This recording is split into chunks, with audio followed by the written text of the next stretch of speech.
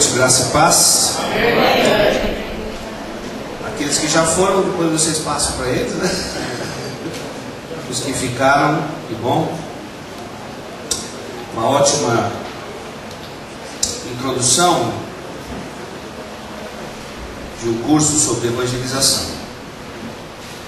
Vou começar com experiências práticas, com textos, com acontecimentos registrados no Novo Testamento, nos Evangelhos. E a gente pode perceber um Deus que está absolutamente interessado em manifestar o seu amor a pessoas como você e como eu. Um Deus que deseja no seu coração se revelar por perceber que nós que somos criaturas das suas mãos desistimos de trilhar aquilo que existencialmente fomos criados, para que fomos criados. Todos nós fomos criados para a glória de Deus. Nós consumamos a criação e fazemos parte da criação, somos criaturas nas mãos de Deus. Decidimos nos afastar, a herança do pecado, que é essa desistência de comungar com Deus, de ter amizade com Deus, de ter intimidade com Deus. E Deus tomou a iniciativa de vir ao nosso encontro. Deus Pai, Deus Filho e Deus Espírito Santo decidiu se revelar, é assim que diz a palavra de Deus. Ele decidiu vir na nossa direção, na direção dos seres que Ele criou a sua imagem e semelhança, e ver a realidade que o homem estava vivendo separado do propósito de Deus e da vontade de Deus inicial. Duas coisas são fundamentais quando nós falamos sobre evangelização. Um Deus que está interessado em salvar e em servir a humanidade que Ele criou. Salvar e servir a humanidade que Ele criou. Em segundo lugar, um mundo que está absolutamente afastado, que quebrou essa perspectiva de manifestação da glória de Deus, e Deus vem restaurar o seu projeto inicial através de Jesus Cristo, entendendo que todos nós estávamos perdidos em nossos delitos e pecados, sem comunhão com o nosso Criador. Falar sobre evangelização para mim também é bastante desafiador e bastante encorajador, porque eu sou filho de uma evangelista que recebeu o dom, a capacitação de evangelizar. Então eu pude conviver com uma evangelista em casa, desde que ela se converteu em 1965, ouvindo a pregação de um pastor no programa de rádio. Minha mãe, que era cantora do rádio, se converteu ouvindo uma pregação, ouvindo a mensagem de Deus de maneira correta, mensagem com tudo aquilo que precisava ser comunicado para entender essa necessidade de se reconciliar, de se relacionar com Deus. E praticamente nós vivemos como família dentro desse prumo de evangelização. A nossa casa era um ponto de encontro, nossa casa era um espaço aberto para a vizinhança, para pessoas com quem minha mãe convivia, e não só como testemunha do Senhor, mas também criando oportunidades de evangelização. Ela se tornou evangelista dentro de presídios, de casas de detenção, de delegacias que acolhiam detentas, e também fez aquela síntese na sua vida da evangelização que é completada com o amor ao próximo. 2 mandamentos a palavra de Deus nos deixou: amarás o Senhor teu Deus e também ao próximo. E isso depois, além disso, ele se revela e dá uma missão para a sua igreja.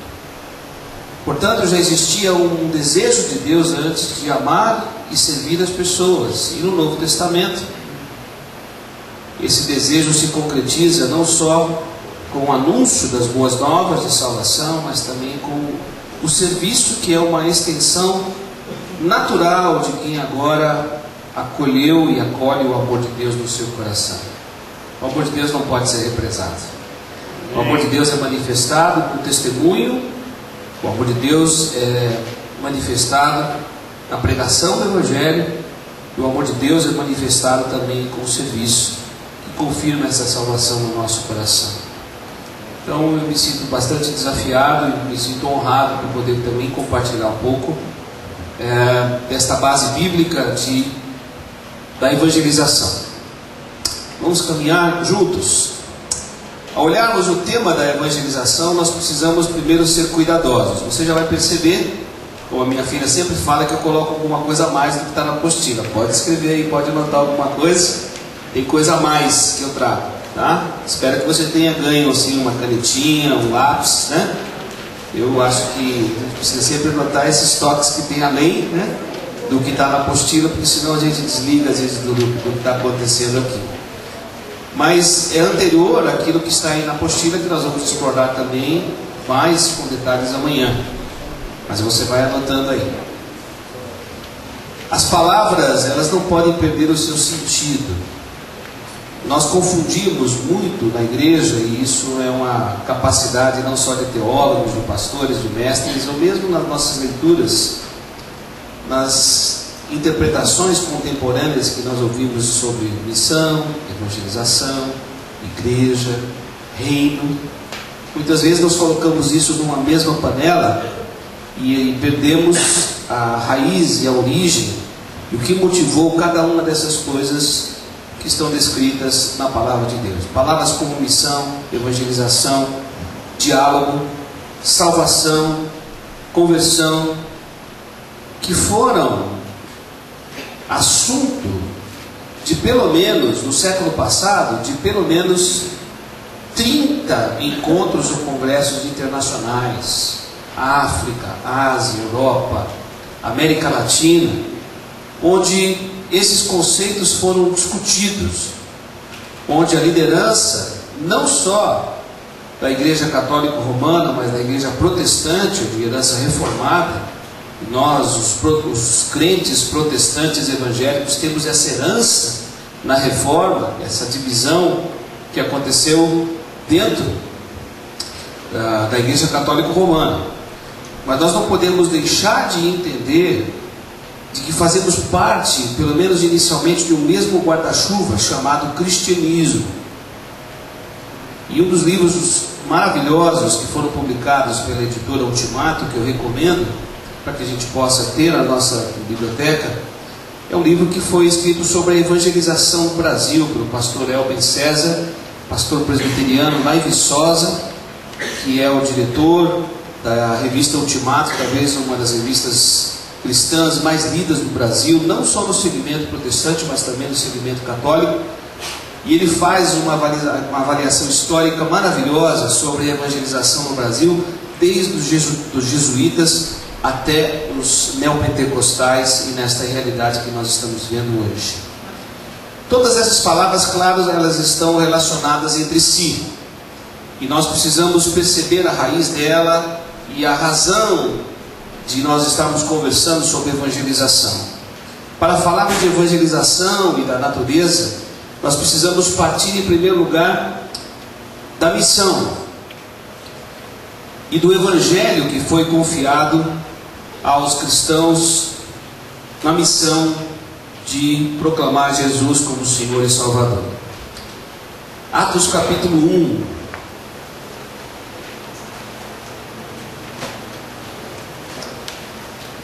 Versículo 1. Escrevi o primeiro livro, ó Teófilo, relatando todas as coisas que Jesus começou a fazer e a ensinar. E há um consenso de que quem escreveu Atos dos Apóstolos foi um médico chamado Lucas. Até o dia em que, depois de haver dado mandamentos por intermédio do Espírito Santo aos apóstolos que escolhera, foi levado às alturas. E a estes também, depois de ter padecido, se apresentou vivo com muitas provas incontestáveis, aparecendo-lhes durante 40 dias e falando das coisas concernentes ao reino de Deus. Comendo com eles, determinou-lhes que não se ausentassem de Jerusalém, mas que esperassem a promessa do Pai, a qual disse: de mim ouvistes, porque João na verdade batizou com água, mas vós sereis batizados com o Espírito Santo, não muito depois desses dias. E depois disto, Jesus vai, assunto ao céu, está à direita do Pai. Por isso que nós estamos trazendo essa base bíblica, teológica e histórica. Nós não estamos falando de uma fantasia. Nós não estamos falando de algo que alguém tenha inventado sem comprovação histórica. O coração que move a missão e a evangelização está baseado neste Deus que se revelou, se identificou na forma de homem e foi até aquela cruz. Ele morreu na cruz e ele ressuscitou ao terceiro dia. E eu já estou falando isso para a gente ir gravando essa essência, essa raiz, essa estrutura do Evangelho que nós temos que pregar como boas novas e que testemunhar com o conteúdo da essência daquilo que é necessário para que as pessoas possam se relacionar com o Senhor. As palavras missão e evangelização, elas são usadas como se tivessem o mesmo significado, mas na realidade elas são distintas, apesar de complementares.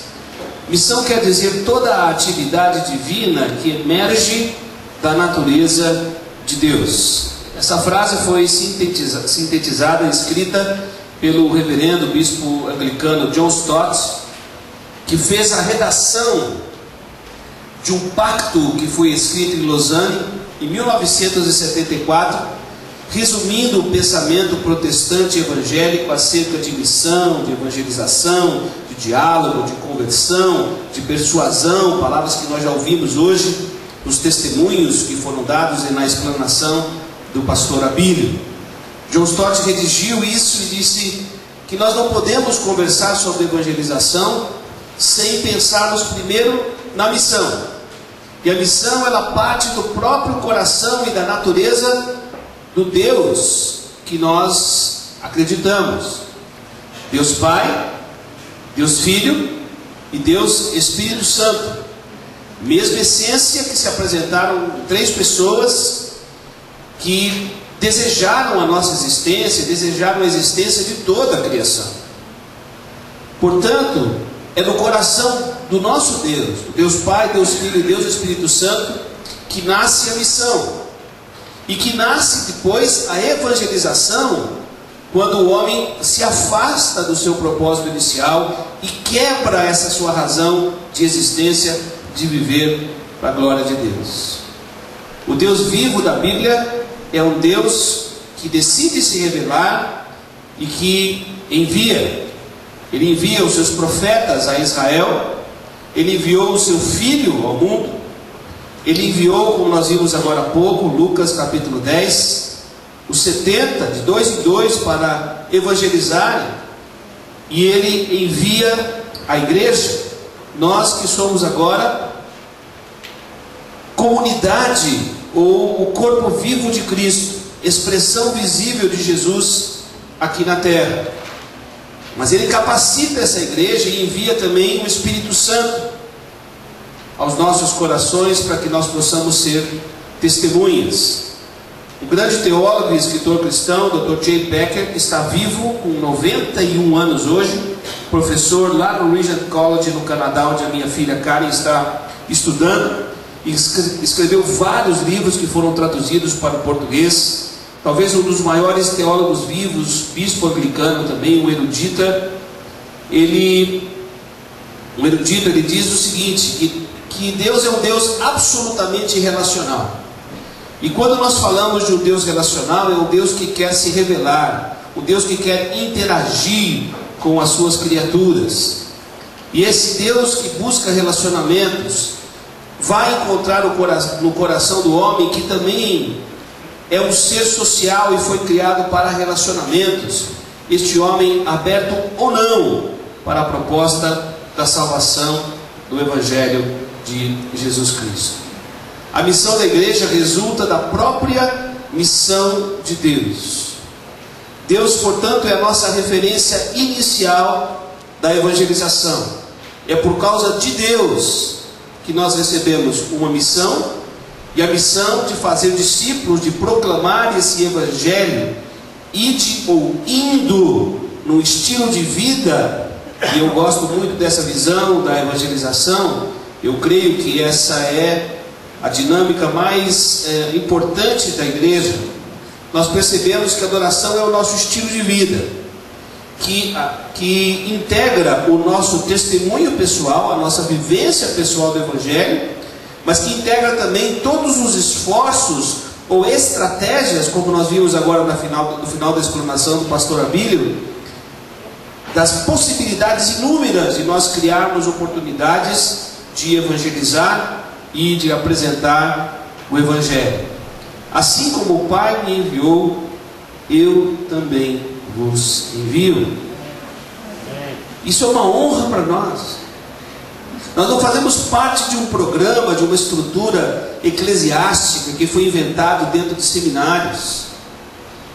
Nós somos hoje capacitados por Deus e recebemos o Espírito Santo de Deus para sermos testemunhas da sua morte e da sua ressurreição, e sermos testemunhas daquilo que Ele fez e produziu em nós através da sua morte e da sua ressurreição. Todos nós somos, que confessamos a Cristo como Senhor e Salvador, todos nós agora somos novas criaturas, e não precisamos ter toda uma estrutura bem elaborada, ou dialogar muito bem nessa linguagem teológica muitas vezes, mas temos a capacidade hoje de dar o nosso próprio testemunho daquilo que Deus fez na nossa vida. O próprio testemunho bíblico: eu era cego e agora vejo. Numa simples palavra, no seu testemunho pessoal, potencialmente com a capacitação do Espírito Santo, eu e você temos a honra de sermos testemunhas do Senhor Jesus aqui na terra. Olha para a pessoa que está do seu lado e fala assim: não vai dormir não, ele não vai falar muito, fica tranquilo, primeira noite, você não vai sair aí muito tarde, mas você é nova criatura já? Beleza, então presta atenção aí.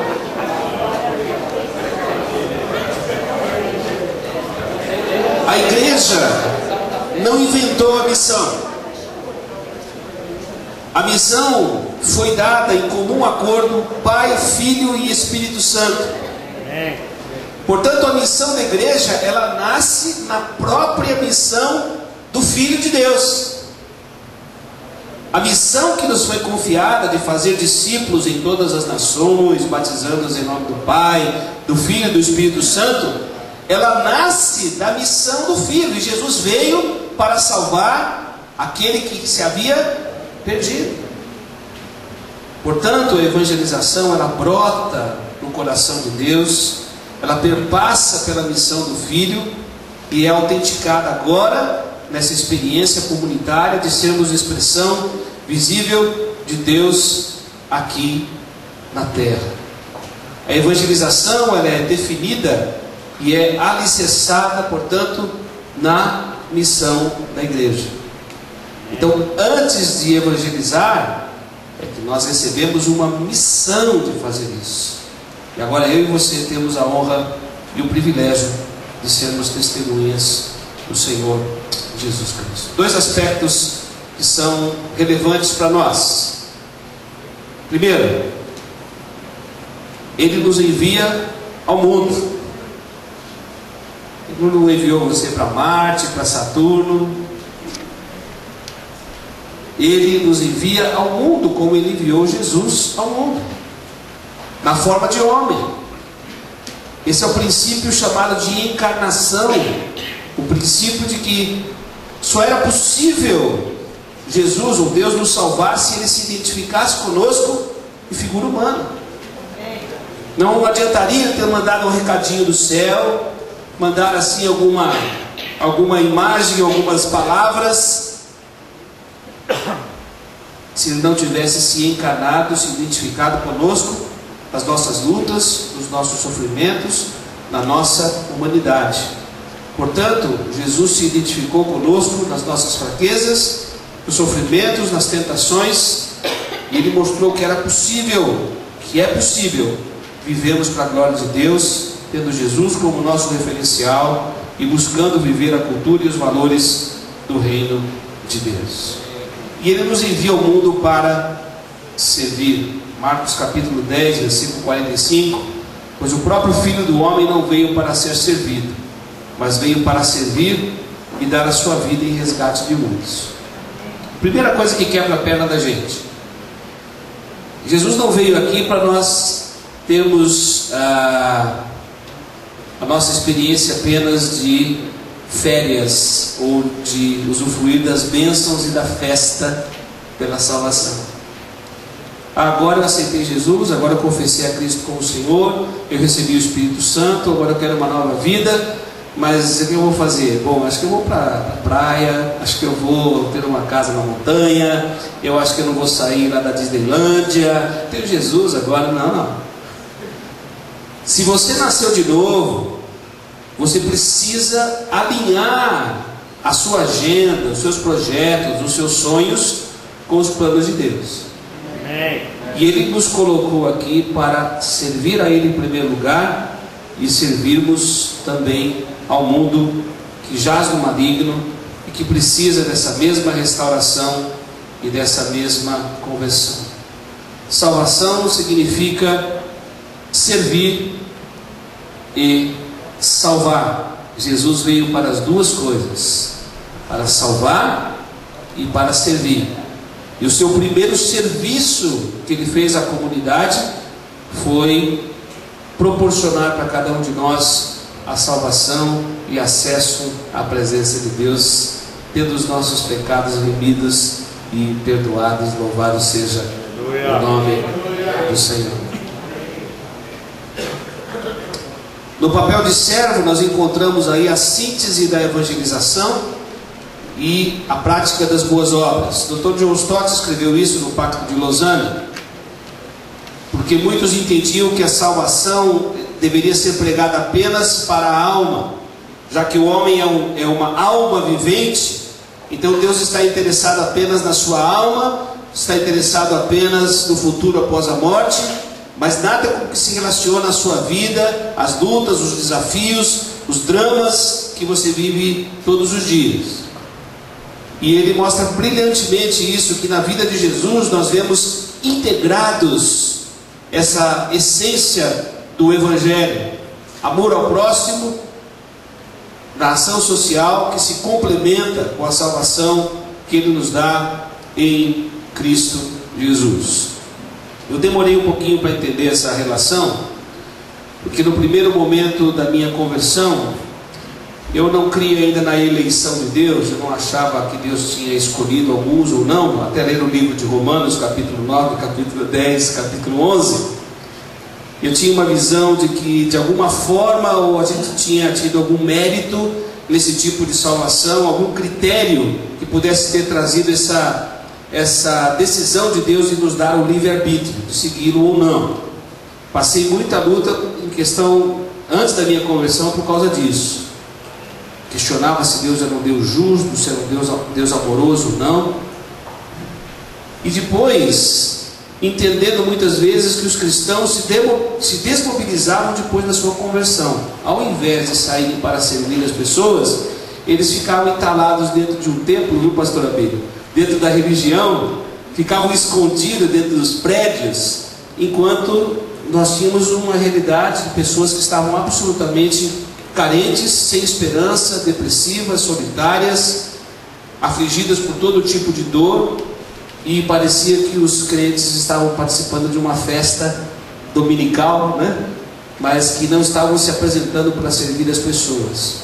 Achava que a evangelização era só feita através de esforços bem estruturados, de pregação em praças públicas. Fiz muita evangelização pessoal, ou de trabalhos específicos dentro de estádios, ou outra vez através do rádio, da televisão. Mas eu não percebia onde que essa questão das obras, elas poderiam ser facilitadoras para a evangelização. E eu lembro de uma pessoa que a minha esposa Carla encontrou caída na rua. Ela estava vindo com o carro, quase que atropelou essa pessoa. Essa pessoa foi atendida por ela deixou assim do ladinho na calçada e ligou para mim e falou assim: Nelson, essa pessoa aqui caiu aqui na sarjeta, eu quase que atropelei e deixei ela aqui, eu estou indo para o médico, você poderia vir aqui assistir? Eu falei: claro, vou sim. Minha mãe era evangelista, minha mãe falava de Cristo com todo mundo, saía cheio de folhetos, sempre que eu saía de casa ela me dava 2 ou 3 folhetos. Olha, aproveita a oportunidade, coloca esse folheto na mão de uma pessoa, coloca esse folheto na mão de uma pessoa. Tá bom, mãe, tá bom, mãe, tá bom. A pessoa ligava para casa, dizia: olha, o meu telefone 571-5299, desculpa, engano, coisa nenhuma, Deus ligou aqui para não te ouvir, que Deus te ama. Ela não facilitava, né? E passou uma visão para mim: você precisa falar de Jesus com uma pessoa, pelo menos em 24 horas. Eu virei o terror dos vigilantes noturnos lá perto de casa. Eu via apito, né? Ou então passar de bicicleta, eu já saía atrás do cara para evangelizar. Eu lembro quando eu voltava do seminário da faculdade teológica, na hora que eu estava vindo eu não ouvia mais nem ninguém passando, falando: já veio chato. Que até a meia-noite eu precisava falar de Jesus com alguém. E ela sempre pregando o evangelho, aproveitando as oportunidades. Eu falei: mãe, a Carla encontrou uma pessoa ali, pediu para eu atender e tal. Aí eu peguei lá os 3 ou 4 folhetos melhores para levar para uma pessoa assim. Ela falou assim: deixa esses folhetos aí. Mãe, eu estou indo atender uma pessoa, não vou perder a oportunidade, deixa esses folhetos aí. Então vou levar só o Evangelho de João. Não vai levar nada. Pega aquela pessoa, traz para casa. Trouxemos esse rapaz tinha perdido uma parte do braço já num acidente, trabalhava no ABC, não queria beber, ia para as padarias, não tinha dinheiro para se sustentar. Chegava na padaria e pedia lá um café com leite, o pessoal dava uma cachaça para ele. Ele falou: não quero beber, eu só queria uma coisa para comer, tal. Eu falei assim: eu não vou roubar, na hora que eu não aguentar mais, se estiver sem forças, eu caio onde cair. E ele caiu lá na rua, na frente, quando a Carla estava passando, né? Aí levamos para casa, minha mãe deu banho, minha mãe preparou uma boa alimentação, preparou uma cama muito boa lá em casa. Falou assim: de onde você é? Eu sou aqui do Minas Gerais, Teófilo Otoni. E você tem parentes lá ainda? Eu falei assim: tenho. Minha mãe já idosa, ela está lá, mas eu não consigo mais voltar, não tive mais dinheiro para voltar, não consegui mais trabalhar. Eu falei assim: nós vamos colocar você de volta lá para sua casa. Tudo bem? Tudo bem. Gente, eu não dormi aquela noite. Eu falei: como é que minha mãe ainda não foi lá no quarto? Não sentou com a pessoa, não abriu o evangelho, não falou de Jesus para ele. E não falou. Dia seguinte, entramos juntos, fomos levá-lo, deixamos no ônibus, ele foi embora. E eu fiquei indignado com a minha mãe. Evangelista, não perde a oportunidade de falar de Jesus.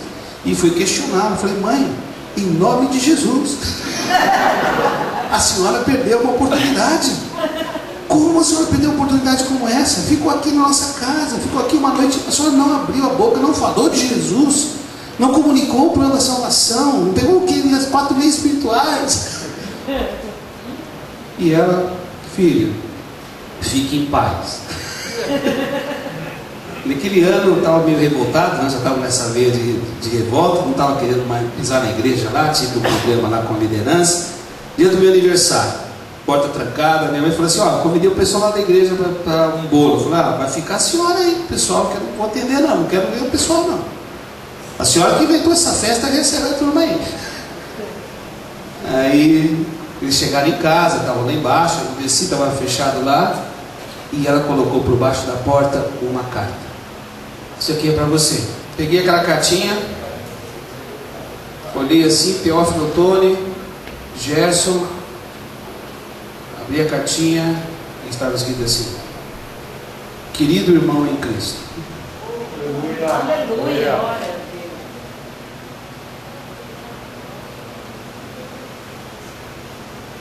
Talvez essa notícia possa te surpreender. Eu estive na sua casa, você lembra de mim? Sua mãe me atendeu, banho, roupa, eu tinha caído ali na sarjeta, mas eu percebi que tinha alguma coisa muito forte que vocês não me falaram. Eu jamais fui tratado na minha vida daquela forma, com tanta atenção, carinho e amor. Voltei para minha cidade, encontrei minha mãe estava frequentando uma igreja presbiteriana. Aleluia. Me convidou para ir ao culto. Cheguei lá, tinha um tal de Vencedores por Cristo cantando. Glória a Deus. Assisti aquela pregação, a pessoa fez um apelo, eu entreguei minha vida a Jesus naquela noite, comprei um LP, e quando peguei o LP, eu vi o sobrenome, o seu sobrenome. Aleluia. Minha mãe era Laura Marial, estava lá Nelson Marial. Quero dizer a você que somos irmãos em Cristo, porque pela primeira vez eu senti o amor de Deus na sua casa. Aleluia. Através do testemunho da sua mãe, sem palavras. Aleluia. Aí eu entendi essa integração do testemunho da evangelização com o amor que Deus coloca no nosso coração e que vai repercutindo na vida das outras pessoas. A missão da igreja é uma dupla vocação de sermos sal e de sermos luz do mundo. A evangelização, ela tem a sua raiz na missão da igreja, que tem a sua raiz na missão do Filho, que tem a sua raiz no coração do Deus triuno. Vamos ler juntos? Evangelização tem sua raiz na missão da igreja, que tem a sua raiz na missão do Filho, que tem a sua raiz no coração de Deus triuno. Ah, que legal! Então evangelização não foi uma coisa que a gente inventou, que foi a liderança lá da comunicação e missão cristã que inventou alguma coisa nova aí. Não. Se revelar e salvar o homem foi iniciativa de Deus Pai, Deus Filho e Deus Espírito Santo. Louvado seja o nome do Senhor. Evangelizar, está aí na sua apostila, é difundir as boas novas que Jesus morreu por os nossos pecados e ressuscitou segundo as Escrituras. Você viu o relato de Atos logo no início? Eles estavam falando de que ele tinha se entregado por Jesus e havia ressuscitado ao terceiro dia. Dois fatos históricos inquestionáveis e que dão base para aquilo que nós estamos falando. Se alguém um dia falar para você, você está falando desse Jesus, você é louco, você está falando de Jesus, você está falando de alguma coisa que foi inventada pelo homem. Não foi inventado não, há comprovação histórica de que Jesus veio, morreu e ressuscitou por testemunho dos apóstolos que viram a Jesus ressuscitado, registrado nas Escrituras Sagradas. Ele se apresenta como Senhor, como Rei, e Ele agora oferece o perdão dos pecados, o dom libertador do Espírito Santo a todos os que se arrependem e creem.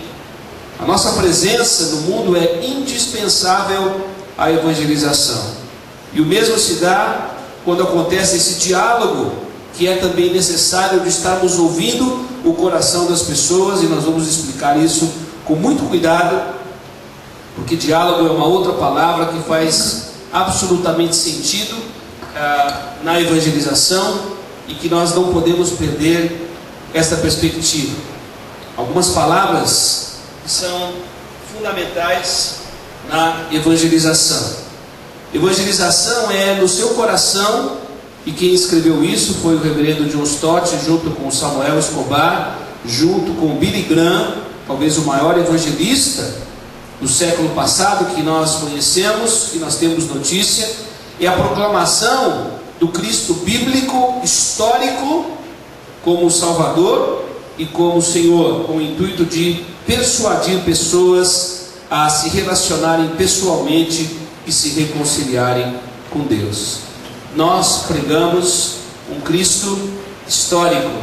Nós não pregamos um Messias que foi inventado por a cabeça de algum artista ou de algum religioso. Não, nós pregamos a Cristo, o Cristo que foi revelado nas Escrituras Sagradas e que viveu entre nós como ser humano, que morreu e ressuscitou ao terceiro dia. Quando nós estamos nos expondo a evangelizar e fazer o convite a que pessoas sigam o Evangelho, nós não temos o direito de esconder o custo do discipulado. Eu creio pessoalmente, não é a única razão. O pastor Abílio falou da dificuldade das pessoas irem para a experiência do batismo nos nossos dias, porque muitas vezes o batismo significa uma membresia institucional, uma membresia dentro de uma estrutura eclesiástica, com CNPJ, com pessoa jurídica. Não, o batismo é a nossa introdução na igreja, nessa expressão visível, onde outras pessoas confessam a Cristo como Senhor e Salvador. É por isso que o batismo muitas vezes era muito próximo à decisão, e a relato isso no Atos dos Apóstolos, daqueles que estavam se convertendo. Eles já davam uma pública profissão da sua fé através do batismo. As pessoas da cidade estavam sabendo, porque eles estavam se expondo diante da sociedade no batismo. E eu creio que muitas dessas dificuldades é porque nós não falamos toda a verdade quando convidamos pessoas a seguirem a Jesus Cristo. Nós focamos aquilo que apenas nos traz benefícios. Nós não pregamos o custo que significa servir a Jesus. E nós estamos criando uma geração de pessoas aficionadas do Evangelho, são simpatizantes do Evangelho, gostam do ambiente que existe nas comunidades cristãs, gostam da atenção que tem pelas pessoas, mas que não são confrontadas com a natureza e com a essência do Evangelho. E Jesus jamais enganou aqueles seus aspirantes ao discipulado. Lucas capítulo 9, do versículo 57 ao versículo 62, antes dele ter passado a missão, lá em Lucas 10, ele mostra alguns tipos de aspirantes ao discipulado. E ele confronta cada um desses que estavam dizendo que estavam seguindo a ele, que estavam andando por causa dos seus milagres, porque estavam vendo aquilo que Jesus estava fazendo. Eles faziam parte da multidão de seguidores, mas não eram discípulos. Nem todo seguidor é discípulo, nem todo seguidor de Jesus é convertido, se não entendeu o custo de seguir o Evangelho. Isso explica um pouco de um país como o nosso, onde milhões de evangélicos estão entrando nas comunidades, onde milhões de evangélicos estão crescendo no país. Isso não significa necessariamente conversão. Se não foi pregado o Evangelho do arrependimento de pecados, as pessoas não podem entender o reino de Deus.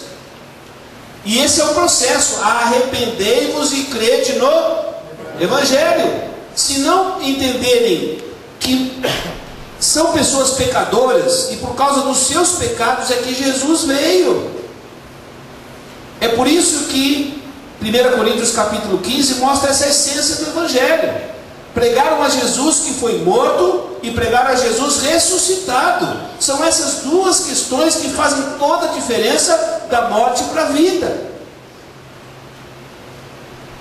Você está sendo convidado a seguir Jesus porque você estava perdido. Você está convidado a seguir Jesus porque você estava condenado à morte. Houve algum fato histórico que te tirou agora dessa necessidade de pagar essa pena. Alguém morreu por você. Isso é significativo. Alguém morreu por você. Você sabia disso? E esse alguém que morreu por você ressuscitou para te dar vida e vida em abundância. Louvado seja o nome do Senhor. É por isso que a obra de Jesus é extremamente relevante. Ele veio para buscar e salvar o que se havia perdido. Vira para a pessoa que está ao seu lado e fala assim: querido, ex-perdido, Jesus está no nosso coração.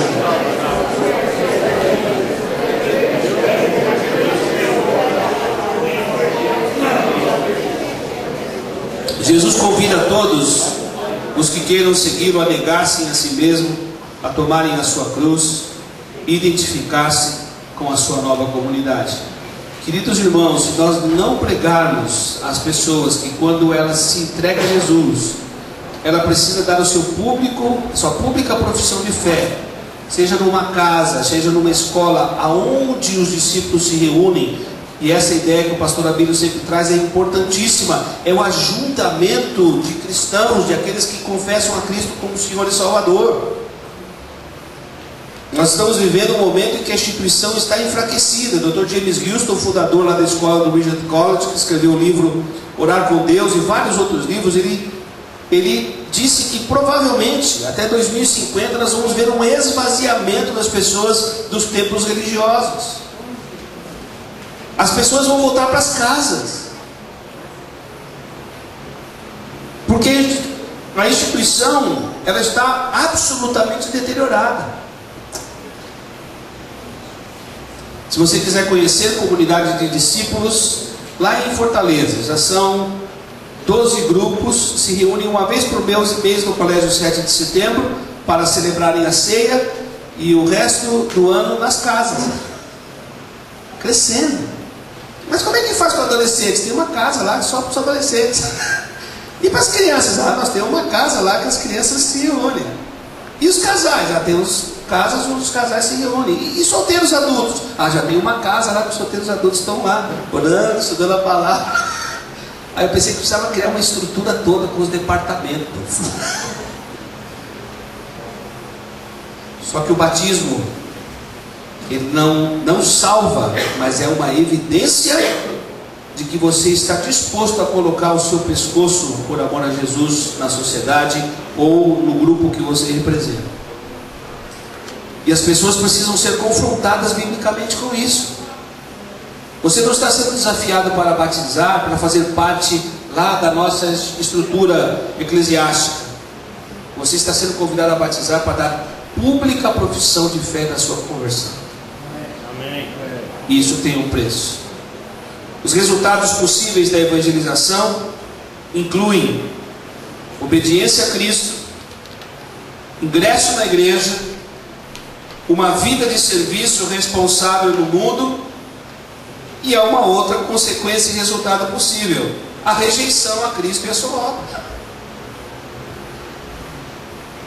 Você já foi amigo, você já demonstrou amor, carinho, visitou, deu cafezinho, convidou, foi para casa, visitou ele no hospital, participou lá no velório da mãe, e blá blá blá blá blá. E aí, você quer Jesus? Não quero. Quem já teve essa experiência? As pessoas estão sendo confrontadas com o Evangelho, você tem manifestado isso em amor e amizade, e a pessoa diz: não quero. Eu quero continuar dirigindo a minha vida. Eu quero ser senhor dos meus atos e do meu destino. Eu quero escolher a minha esposa e o meu marido.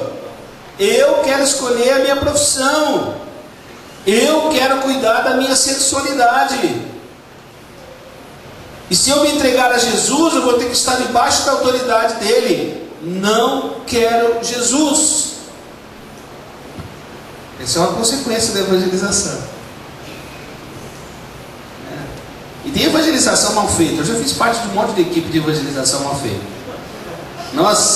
E tinha assim um avião que vinha sempre dos Estados Unidos, cheio de gente que vinha evangelizar no Brasil, né? Eles achavam que nós éramos tudo índio.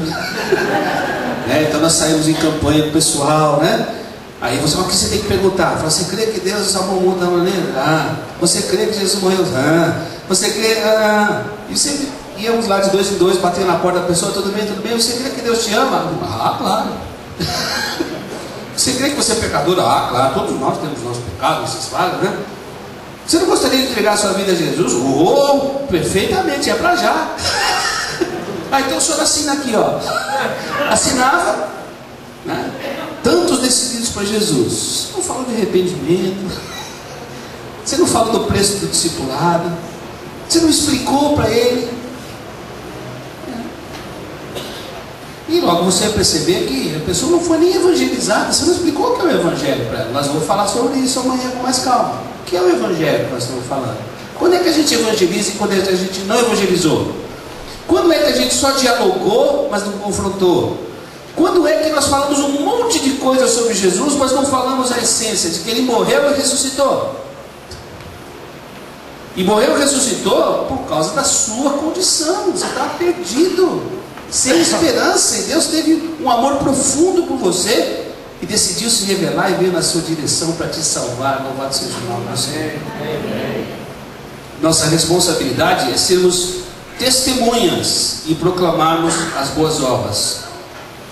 Não nos cabe produzir ou avaliar o resultado. Nós evangelizamos por obediência a Deus. Isso é uma coisa que foi discutida e tem sido discutida muito.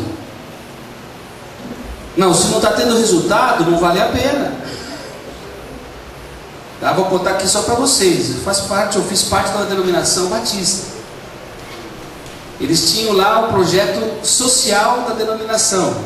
Sabe quanto do dinheiro arrecadado das igrejas batistas iam para a parte de ação social? 1%. Aí participei de uma assembleia. Votaram para cortar 1%. Por quê? Não, porque os trabalhos sociais, o pessoal faz culto, prega, tudo, mas não tem ninguém, muita gente convertendo. Então, se não está dando resultado, vamos cortar. Se não está dando resultado, é porque alguma coisa está errada. Nós vamos evangelizar, meus queridos irmãos, porque esta é uma resposta de obediência a Deus. Nós vamos fazer o bem porque Jesus viveu entre nós fazendo o bem. Nós vamos amar ao próximo porque essa foi recomendação e mandamento do Senhor. E se as pessoas rejeitarem o Evangelho e a proposta do Evangelho, essa é uma possível consequência. Mas há muitos, nós temos visto e ouvimos tantos testemunhos aqui essa noite, de pessoas que têm acolhido as boas novas do Evangelho. E cada um de nós cabe a proclamação deste Evangelho. Difundir e trazer as boas novas. 20 para as 11, como é que vocês estão? Mais 5 minutos? Beleza? 5 minutos, continuamos amanhã, tá?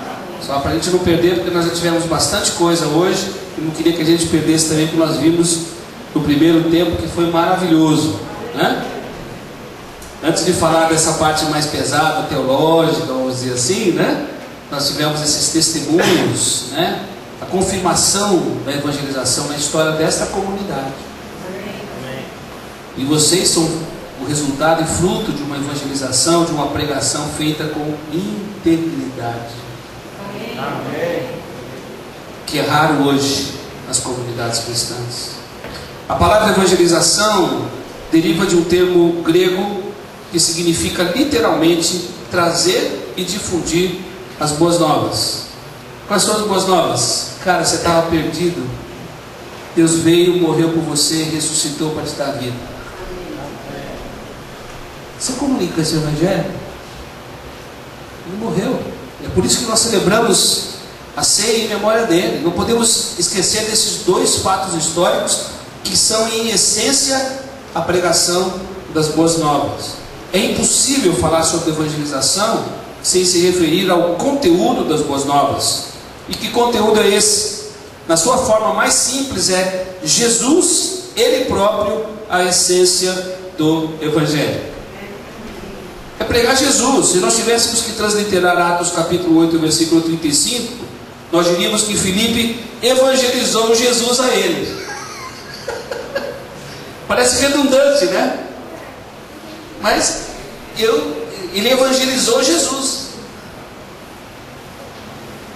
Quer dizer que pregar as boas novas é isso, é falar de Jesus.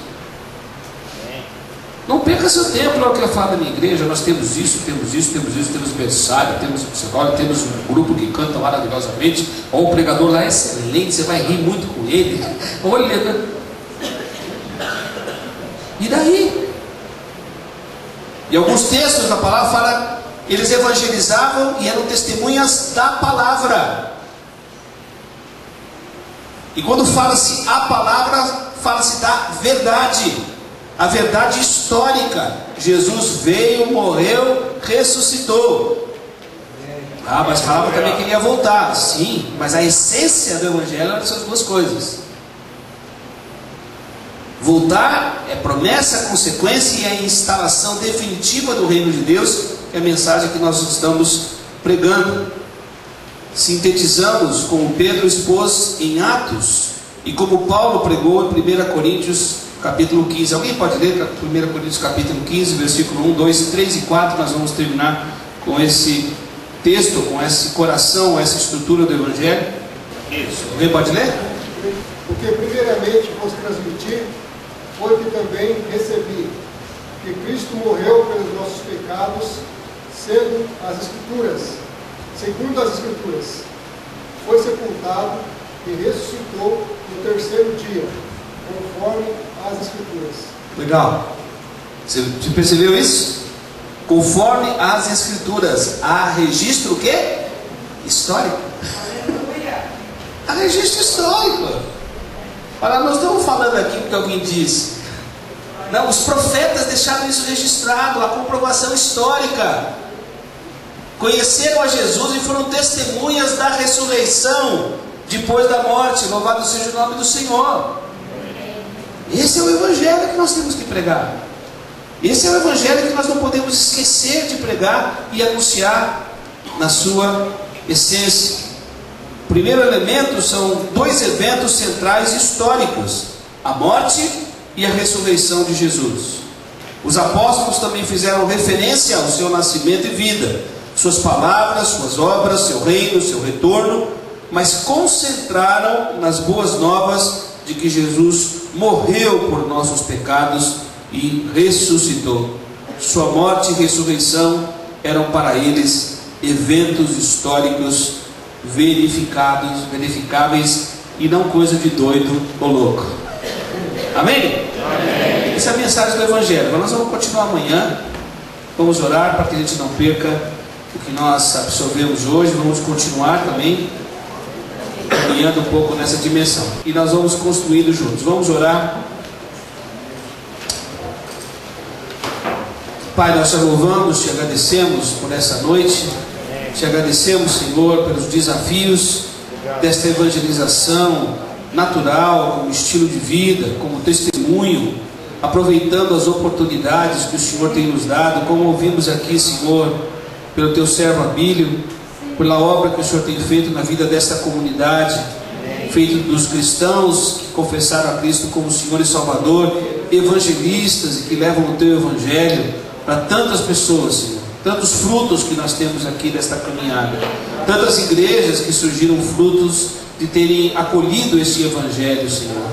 Nós te louvamos e te bendizemos pela história que o Senhor está escrevendo aqui, e também pela tua palavra, que nos ajuda a entender de onde partiu tudo isso, Pai.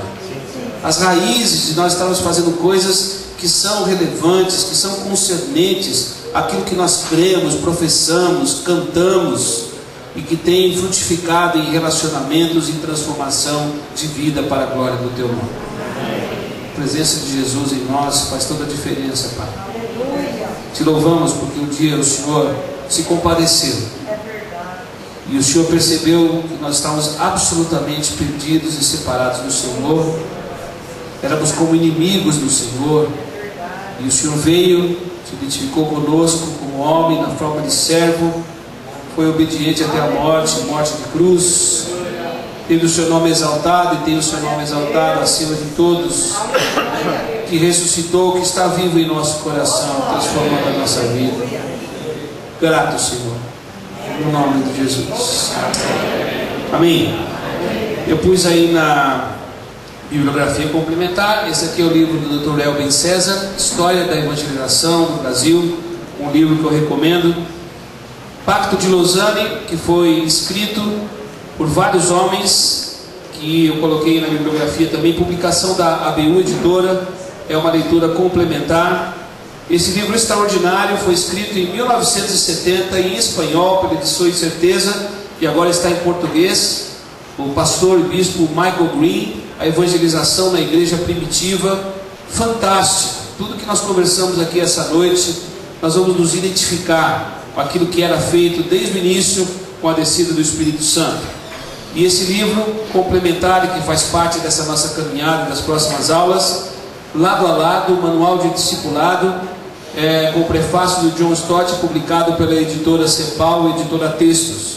Um livro extraordinário, que faz uma coletânea de vários autores, teólogos, pastores, que escrevem sobre discipulado, e nessa multidisciplinar contribuição nos ajudam a entender mais da nossa responsabilidade e da nossa obediência à voz de Jesus, evangelizando as pessoas. Amém?